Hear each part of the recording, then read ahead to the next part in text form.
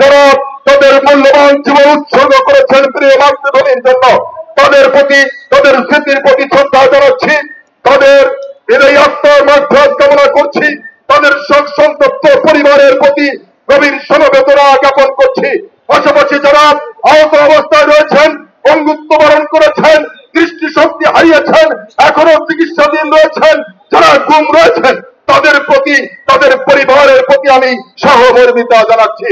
প্রিয় উপস্থিতি, বেশ কয়েকদিন ধরে গভীর উদ্বেগের সাথে লক্ষ্য করছি বাংলাদেশের একটি স্বার্থান্বেষী মহল যারা ফেস্টের টিকিট বিক্রি করে থাকেন, তারা বাংলাদেশের রাজনীতিকে অস্থিতিশীল করার জন্য এবং তারই সাথে আরেকটা স্বীকৃত ভারতের দল, আপনারা সবাই তাকে চেনেন, সেই দালালরা ঐক্যবদ্ধ হয়েছে নতুন করে তারেক রহমানের আকাশচুম্বী জনপ্রিয়তায় উৎসাহিত হয়ে তারেক রহমানের বিরুদ্ধে প্রপাগান্ডা চালাচ্ছে। আমরা বলতে চাই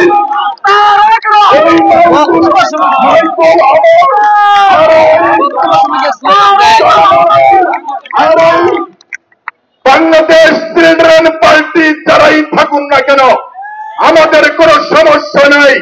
বাংলাদেশ একটি গণতান্ত্রিক রাজনৈতিক দেশ, এই দেশে রাজনীতি করবেন, আমাদের কিছু বলার নেই, প্রয়োজনে সহযোগিতা করব। কিন্তু একটি কথা স্পষ্ট করে বলতে চাই, মত তৈরি করবেন, যেটা দেখলাম যে প্রজেক্ট শেখ হাসিনা হাতে নিয়েছিল 17 বছর, শেখ হাসিনা ব্যর্থ হয়েছিল। জিয়া পরিবার, খালেদা জিয়া, তারেক রহমান আমাদের আবেগ এবং অনুভূতির জায়গা। এই আবেগ এবং অনুভূতির জায়গায় আমরা লক্ষ্য করছি আপনারা বারবার আঘাত করছেন।